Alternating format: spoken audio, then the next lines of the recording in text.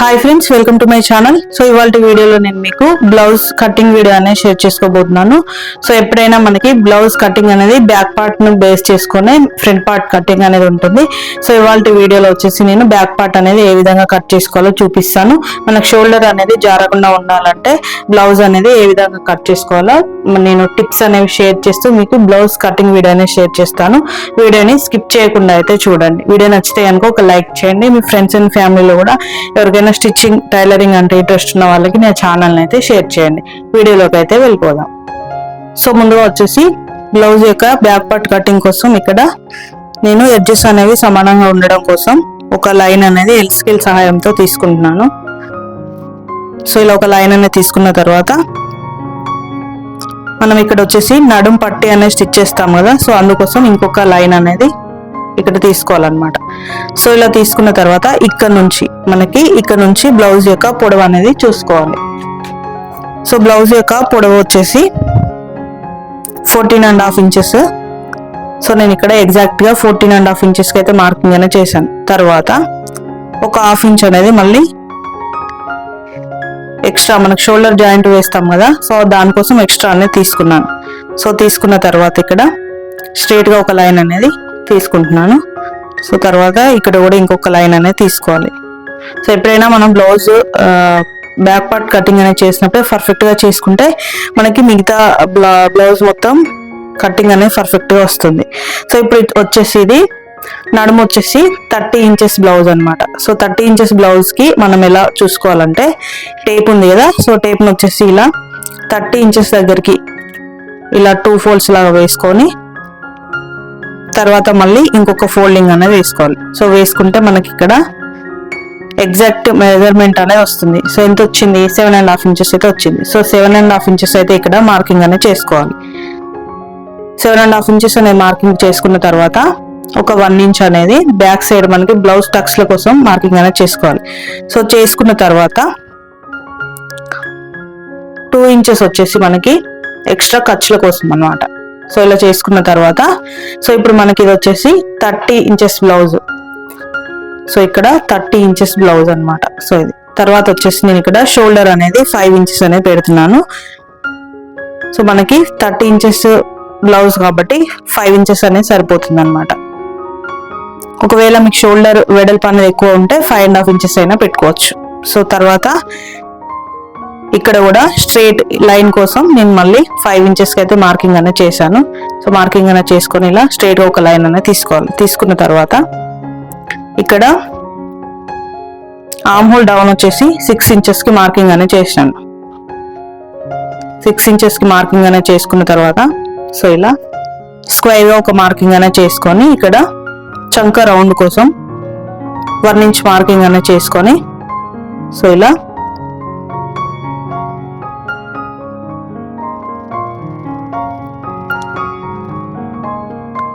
Free hand తో మనం ఈ రౌండ్ అనేది తీసుకోవాలన్నమాట. సో తర్వాత ఇక్కడ వచ్చేసి 30 ఇంచెస్ కదా నడుము, సో ఇక్కడ వచ్చేసి మనకి 34 ఇంచెస్ అనమాట.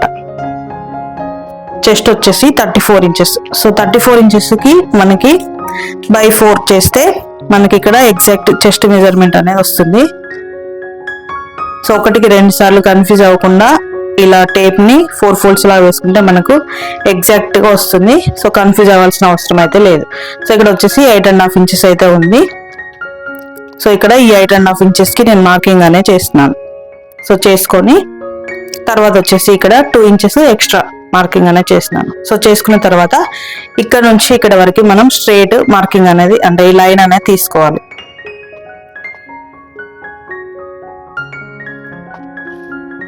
సో ఇలా తీసుకున్న తర్వాత మనకి మనకి ఇక్కడ ఆర్మ్ హోల్ది మనకి రౌండ్ అనేది ఉంది కదా, సో నాకు ఇది వచ్చేసి 17 ఇంచెస్ ఉండాలి. సో 17 ఇంచెస్ అంటే మధ్యలోకి ఆఫ్ చేస్తే మనకి 8.5 అయితే వస్తుంది. సో నేను టేప్ తో కూడా చూపిస్తాను చూడండి.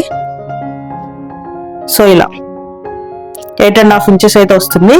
సో ఇక్కడ మనం పై వైపున వచ్చేసి ఇక్కడ ఈ స్టిచ్ వరకు వెళ్తుంది కదా, సో ఇక్కడ నుంచి ఒకసారి చెక్ చేసుకోవాలన్నమాట 8.5 ఇంచెస్ వచ్చిందా లేదా అనేది. సో మీరు వీడియోలో చూస్తున్నారు కదా, 8.5 ఇంచెస్ అయితే నాకు ఎగ్జాక్ట్ గా వచ్చింది అనమాట. ఒకవేళ ఇక్కడ మీకు మ్యాచ్ అవ్వకపోతే ఇక్కడ ఇలా పైకి కానీ ఒకవేళ లూజ్ వస్తే పైకి, ఇంకా ఒకవేళ మనకి ఈ రౌండ్ అనేది ఎక్కువ కావాలనుకుంటే ఇలా కిందికి మనం ఎప్పుడైనా ఇక్కడ ఆర్మ్ హోల్ డౌన్ అనేది మార్కింగ్ అనేది చేసుకోవాలి. నాకు మ్యాచ్ అయింది కాబట్టి కరెక్ట్ గా సరిపోయింది. ఒకవేళ మీకు ఇక్కడ కొలుచుకున్నప్పుడు తేడా వస్తే పైకి కానీ కిందికి కానీ సెట్ చేస్తూ మీరు ఇక్కడ మార్కింగ్ అనేది చేసుకోండి. సో ఇలా చేసుకున్న తర్వాత షోల్డర్ వచ్చేసి నేను 3 ఇంచెస్ అయితే పెడుతున్నాను. సో 3 ఇంచెస్ అనేది పెట్టిన తర్వాత బ్యాక్ నెక్ వచ్చేసి నేను 11 ఇంచెస్ కి మార్కింగ్ అనేది చేస్తున్నాను. సో 11 ఇంచెస్ చేసిన తర్వాత ఇక్కడ ఇది డీప్ రౌండ్ నెక్ కాబట్టి నేను 3 ఇంచెస్ కి మళ్ళీ వెడల్పు కోసం మార్కింగ్ అనేది చేసి,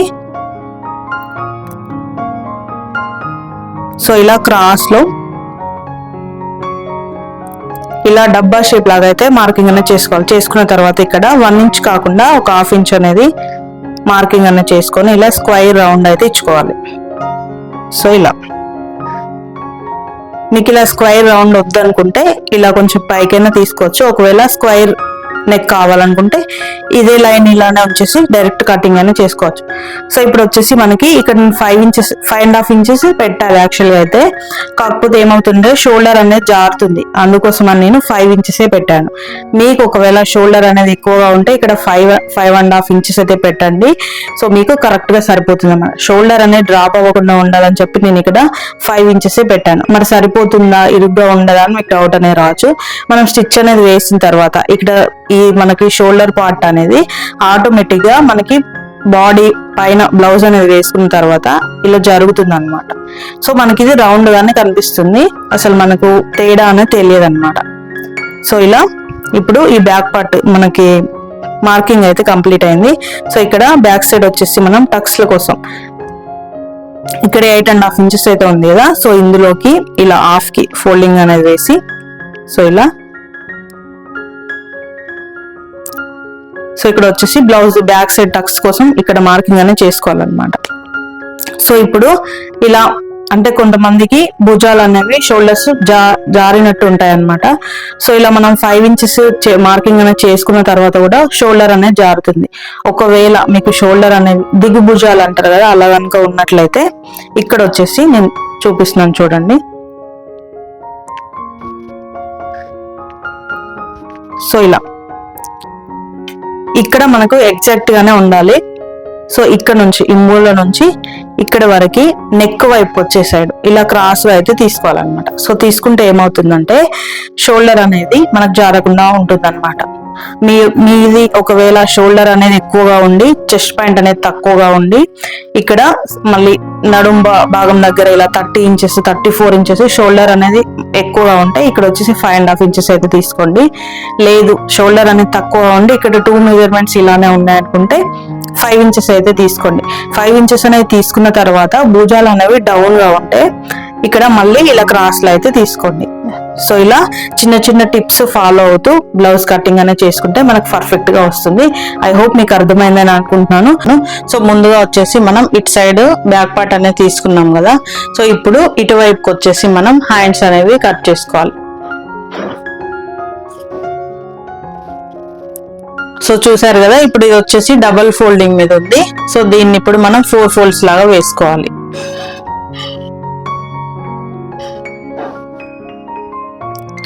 సో ఇలా 4 ఫోల్డ్స్ లాగా వేసుకున్నప్పుడు మీరు వీడియోని అయితే గమనిస్తూ చూడండి. సో నేను ఇక్కడ ఎక్కువ తక్కువ ఉండేలాగా వేసాను అనమాట. అంటే మనకి ఇది లైనింగ్ పీస్ ఒకే వైపుకు జాయింట్స్ అనేవి పడేలాగా నేను ఇలా 4 ఫోల్డ్స్ లాగా అయితే వేసుకున్నాను. సో ఇలా హ్యాండ్స్కి వచ్చేసి 4 ఫోల్డ్స్ లాగా వేసుకున్న తర్వాత ఎల్ స్కేల్ సహాయంతో అయితే ఇలా స్ట్రైట్ గా ఒక లైన్ అనేది తీసుకోవాలి. సో ఈ లైన్ వచ్చేసి మనకి ఎడ్జ్ కి ఎప్పుడైనా కూడా ఎక్కువ తక్కువ ఉంటుంది కదా, సో అందుకోసం సమానంగా ఉండడం కోసం. సో ఇలా తీసుకున్న తర్వాత మళ్ళీ ఇంకొక ఫోల్డింగ్ కోసం ఇంకొక మార్కింగ్ అనేది చేసుకోవాలి. సో ఈ 1 ఇంచ్ మళ్ళీ ఒక 1 ఇంచ్ వచ్చేసి హెమ్మింగ్ కోసం నేను ఇక్కడ ఇంకొక మార్కింగ్ అనేది చేస్తున్నాను. సో చేసుకొని ఇక్కడ ఈ ఎక్స్ట్రా ఫ్యాబ్రిక్ అనేది కట్ చేసుకుందాం.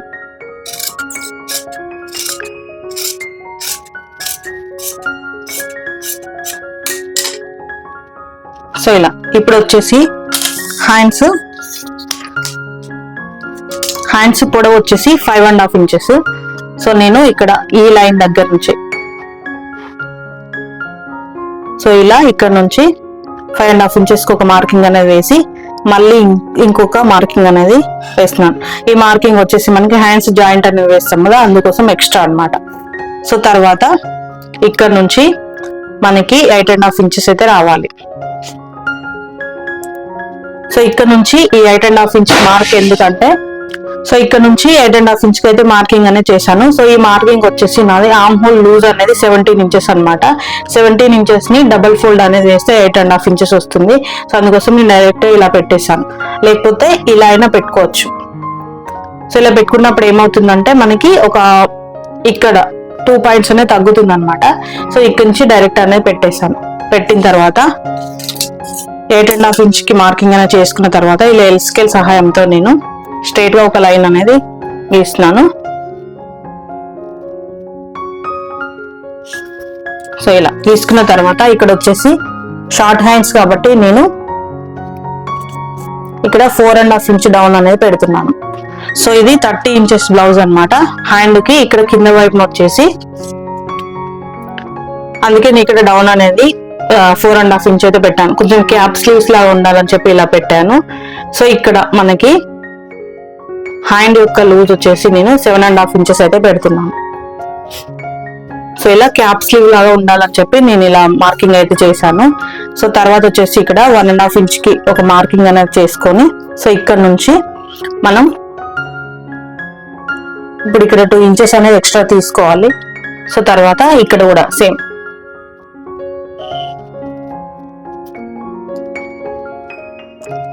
సో ఇక్కడ కూడా 2 ఇంచెస్ అనేది ఎక్స్ట్రా తీసుకోవాలి. తీసుకొని ఇలా ఒక లైన్ అనేది గీసుకోవాలి.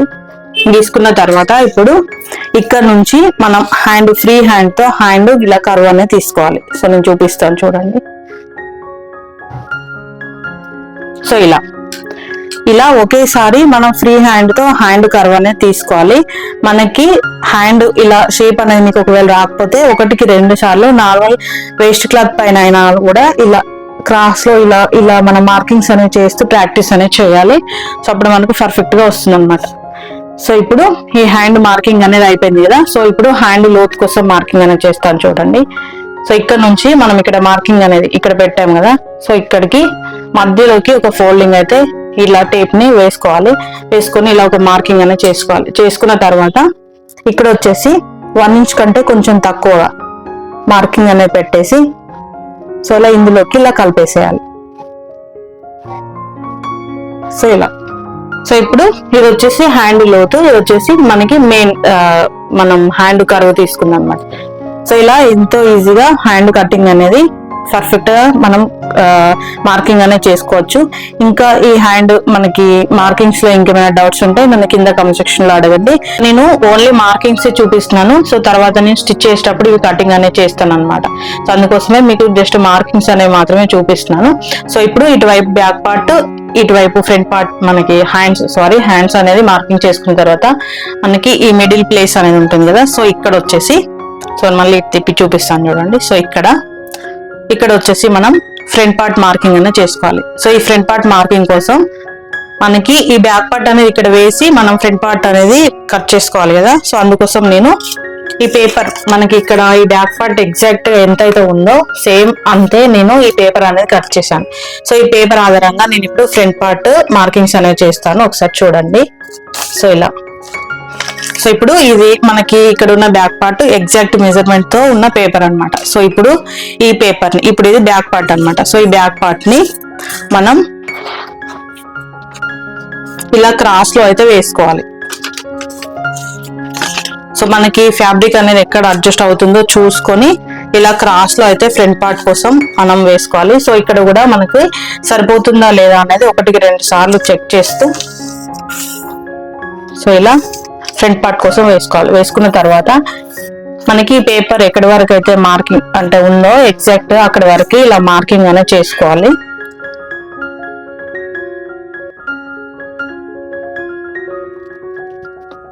సో ఇలా టోటల్ గా మొత్తం మార్కింగ్ అనేది చేసేసుకోవాలి. సో చేసుకున్న తర్వాత ఇక్కడ వచ్చేసి నేను హాఫ్ వరకే మార్కింగ్ అనేది చేశాను. సో ఎందుకంటే ఇది వచ్చేసి మనకి ఫ్రంట్ పార్ట్ నెక్ అనేది వస్తుంది అనమాట. సో ఇప్పుడు ఇక్కడ వచ్చేసి మనం 1/2 ఇంచ్ ఇలా లోపలికి అయితే తీసుకోవాలి. సో వీడియోని గమనిస్తూ అయితే చూడండి ఫ్రెండ్స్, మీకు ఈజీగా అర్థమవుతుంది. సో ఇక్కడ 1/2 ఇంచు లోతు అనేది ముందు భాగం దగ్గర మార్కింగ్ అనేది చేసుకోవాలి. సో ఇలా చేసుకున్న తర్వాత ఇప్పుడు వచ్చేసి ఫ్రంట్ నెక్ అనేది నేను మార్కింగ్ అనేది చేస్తున్నాను చూడండి. ఫ్రంట్ నెక్ వచ్చేసి 7 ఇంచెస్ అన్నమాట. సో ఇలా 7 ఇంచెస్ కి ఒక మార్కింగ్ అనేది చేసుకొని, సో మనకి ఫ్రంట్ నెక్ కూడా రౌండ్ అన్నమాట. సో అందుకే నేను ఇక్కడ రౌండ్ అనేది మార్కింగ్ అనేది చేస్తున్నాను. సో ఇలా తర్వాత వచ్చేసి ఇప్పుడు కింద వైపు వచ్చేసి ఇక్కడ 2 ఇంచెస్ కి ఇలా మార్కింగ్ అనేది చేసుకోవాలన్నమాట. కింద వైపు నుంచి 2 ఇంచెస్ కి ఇలా మార్కింగ్ అనేది చేస్తూ ఇలా ఒక స్ట్రైట్ గా మనం లైన్ అనేది గీసుకోవాలి.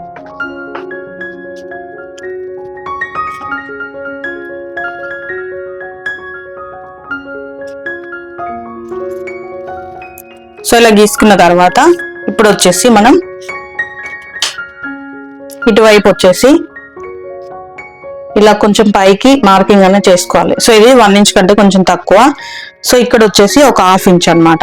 సో తర్వాత ఇక్కడ వచ్చేసి 1 ఇంచ్. సో ఇలా ఒక ఎక్స్ట్రా మార్కింగ్. సో నేను చూపిస్తాను చూడండి.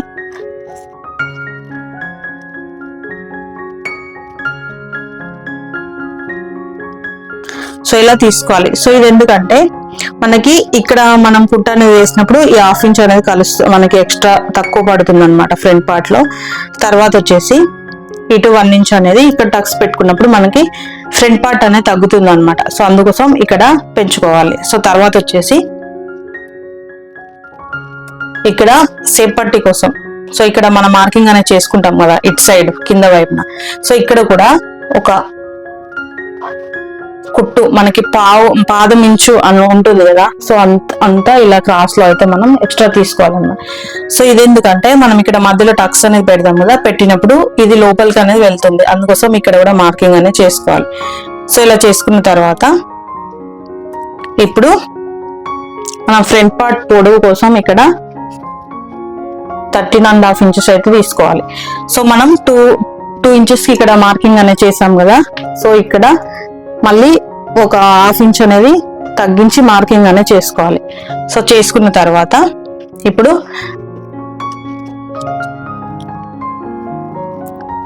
ఇక్కడ వచ్చేసి 1.5 ఇంచ్ పైకి అయితే తీసుకుంటున్నాను నేను.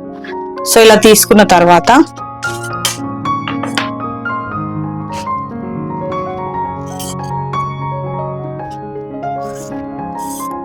సో ఇలా మనం ఫస్ట్ స్ట్రైట్ గా లైన్స్ అయితే తీసుకోవాలి. సో బిగినర్స్ కి అర్థం అవ్వాలని చెప్పి నేను ప్రతిదీ లైన్స్ తీసుకొని తర్వాత కర్వ్స్ అనేది తీస్తున్నాను. సో ప్రాక్టీస్ అనేది చేస్తూ ఉంటే మనం డైరెక్ట్ ఫ్రీ హ్యాండ్ తో అయినా ఇలా మనం షేప్ అనేది తీసుకోవచ్చు అన్నమాట. సో ఇలా ఇప్పుడు వచ్చేసి మనకి ఇది ఫ్రంట్ పార్ట్ పర్ఫెక్ట్ కటింగ్ అన్నమాట. సో ఇక్కడ వచ్చేసి మనకి నేను చూపిస్తాను చూడండి. ఇక్కడ వచ్చేసి మనం హెమ్మింగ్ పట్టి కోసం మనం స్టిచ్చింగ్ అనేది వేస్తాం కదా. సో అందుకోసం ఇక్కడ వచ్చేసి మనకి కింద వైపు సేప్ పట్టి అతుకుతాం కదా. సో అక్కడ ఈ 2 మార్కింగ్స్ ని వదులుకొని మనకి ఇక్కడ వచ్చిన ఈ 4 ఇంచెస్ ఉంది కదా. సో దీన్ని ఇలా మిడిల్ లోకి ఫోల్డింగ్ అనేది వేస్తే సో ఇక్కడ మధ్యలో వచ్చే టక్స్ పాయింట్ అనేది వస్తుంది అనమాట. సో తర్వాత వచ్చేసి ఇక్కడ ఇట్ సైడ్ మనం ఇక్కడ చంక డౌన్ అనేది తీసుకున్నాం కదా, ఎగ్జాక్ట్ గా అక్కడ ఇలా తీసుకుంటే సరిపోతుంది. సో ఈ మార్కింగ్ అనేది ఎప్పుడైనా ఇది ఇక్కడ మనం మెయిన్ డాట్ అనేది తీసుకున్న తర్వాత దాన్ని బేస్ చేసి ఇక్కడ మనం చేసుకోవాలన్నమాట. సో ఇక్కడ 3 ఇంచెస్ కి ఒక మార్కింగ్ అనేది చేసి మళ్ళీ తర్వాత 1.5 ఇంచ్ ఇలా ఇట్ సైడ్ జరిపి ఒక మార్కింగ్ అనేది చేసుకొని సో ఇక్కడ 2.5 ఇంచ్ కి అయితే నేను ఇలా మెయిన్ డాట్ మార్కింగ్ అనేది చేస్తున్నాను. సో ఇలా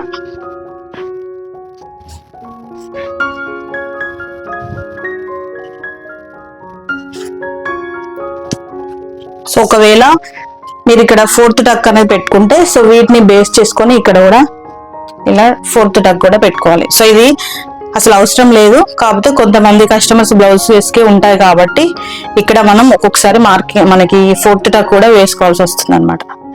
సో ఇది ఇప్పుడు మనకి ఫ్రంట్ పార్ట్ యొక్క పర్ఫెక్ట్ మార్కింగ్ అనమాట. సో చూసారు కదా ఎంతో ఈజీగా నేను ఫ్రంట్ పార్ట్ మార్కింగ్ అనే చేశాను. ఇంకేమైనా డౌట్స్ ఉంటే కూడా నన్ను కింద కామెంట్ సెక్షన్ లో అడగండి, మీకు నేను క్లియర్ చేస్తాను. వీడియో ఎలా అనిపించింది అనేది కింద కామెంట్ సెక్షన్ లో తప్పకుండా షేర్ చేసుకోండి.